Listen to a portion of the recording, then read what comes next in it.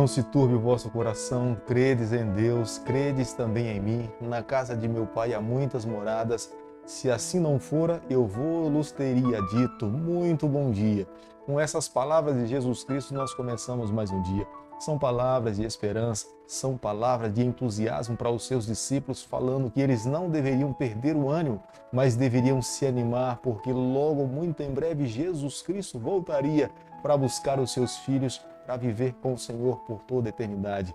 É por isso que nessa manhã nós nos levantamos cheios de ânimo, de alegria, felizes, na esperança que seja hoje, que muito em breve nós vejamos o nosso Salvador Jesus Cristo voltar para nos buscar e estarmos com Ele por toda a eternidade. Deixo com você um versículo da Bíblia, Salmo 119, versículo 33, onde a Bíblia diz o seguinte: Ensina-me, Senhor, o caminho dos teus decretos e o seguirei até o fim. Salmo 119, o verso 33. Quanto mais nós andamos próximos do Senhor, nós conseguimos aprender. A palavra de Deus é um assíduo do Senhor. A palavra de Deus é a palavra revelada do Senhor para nós, para os nossos dias e os nossos familiares.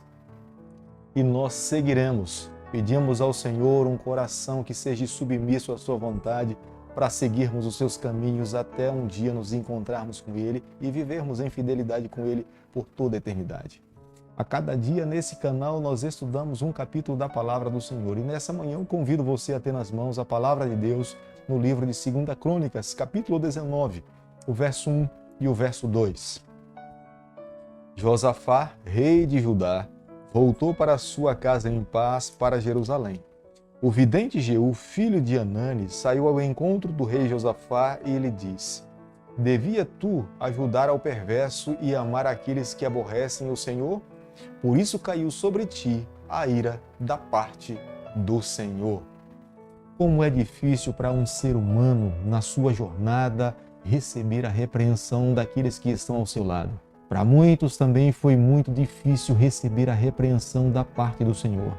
Embora falamos que seres humanos têm dificuldade de ouvir a repreensão, quando nós olhamos para o coração do rei Davi, nós vemos que Davi sempre tinha um coração propenso a ouvir as repreensões de Deus.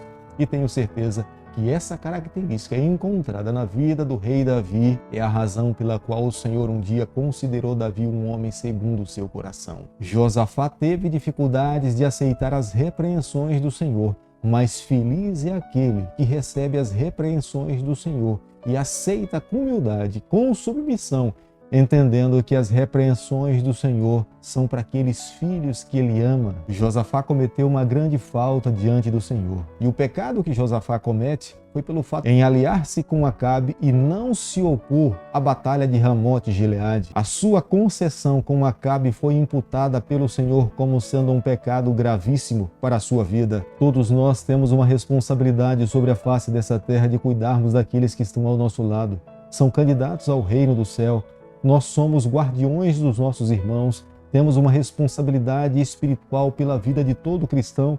Nós não podemos nos omitir em vermos alguém sendo conduzido por um caminho do mal e fecharmos os nossos olhos, nos omitirmos diante da responsabilidade que recai sobre os nossos ombros. O juízo de Deus cairia sobre Josafá e sobre Jerusalém. Embora nós sabemos, Josafá foi um homem de Deus, Josafá seguiu as orientações do Senhor, Josafá deu seguimento às reformas que o seu pai tinha iniciado em todo o território do povo do Senhor. Foi ele mesmo que destruiu os postes ídolos e conduziu o povo a viver uma vida em obediência a Deus. As instruções que o rei Josafá deixou para o sacerdote e para os líderes que dariam seguimento na reforma espiritual e na manutenção do templo do Senhor são orientações que servem para todas as gerações. As orientações são as seguintes: tudo deve ser feito com zelo, com amor para o Senhor.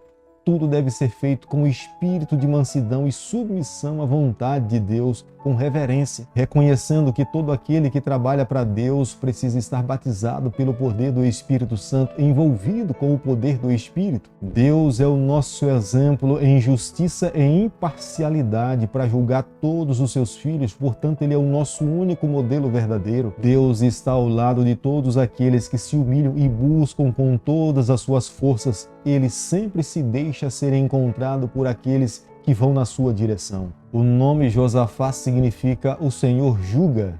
um nome apropriado para aquele que estabeleceu a reforma judiciária entre o povo do Senhor. Aqueles que tinham voltado do cativeiro exílico precisavam de justiça, precisavam ter alguém que pudesse determinar a ordem entre o seu povo, e é o próprio Josafá que estabelece essa ordem e juízes para que pudesse julgar e conduzir o seu povo. É o próprio rei Josafá que estabelece os sacerdotes, os levitas, aqueles que tinham nas mãos a responsabilidade de servir dentro do santuário e cumprir as leis fora do tabernáculo.